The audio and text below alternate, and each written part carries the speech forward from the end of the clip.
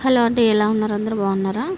ఈ మసాలా వంకాయ చేసుకోవడానికి కావాల్సిన పదార్థాలు చూద్దాం. మసాలా వంకాయ ఏముంది, అందరు చేస్తారు కదా అనుకుంటారు, కానీ ఇలాగ చేయండి, చాలా బాగుంటుంది. దానికోసం అల్లం వెల్లిపాయ ఒలిచి పక్కన పెట్టేసుకోవాలి. తర్వాత స్టవ్ పైన నువ్వులు, పల్లీలు, కొంచెం చెక్క, లవంగా ఇదంతా కూడా వేసి వేయించుకోవాలి. తర్వాత ఇదంతా కూడా మిక్సీలోకి వేసుకోవాలన్నమాట. ఉప్పు, కారం, పసుపు అన్నీ వేసి, కాకపోతే వాటర్ వేయకూడదండి. కొంచెం కొత్తిమీర కాడికి కూడా వేసుకోవాలి. దీంతోనే మనకి ఇది కొంచెము ఈ విధంగా అయితే తయారవుతుంది, వాటర్ వేయకుండా. తర్వాత ఆ పొడి అంతా పక్కన తీసి పెట్టేసుకొని నెక్స్ట్ ఇందులో టమాటాలు వేసి పేస్ట్ చేసుకోవాలి. తర్వాత ఉల్లిగడ్డలు వంకాయలు కట్ చేసి పెట్టుకోవాలి. ఇదిగోండి, ఈ ముద్ద ఉంది కదా, ఇదంతా వంకాయలోకి పెట్టాలి. ఇంకా తర్వాత పోపు దినుసులు, ఉల్లిగడ్డలు ఇవన్నీ కూడా వేసి అవి కొంచెం ఎర్రగైన తర్వాత ఈ వంకాయలన్నీ కూడా ఇందులోకి వేసి సిమ్లో కాసేపు మధ్య మధ్యలో కలుపుకుంటూ మగ్గబెట్టాలి.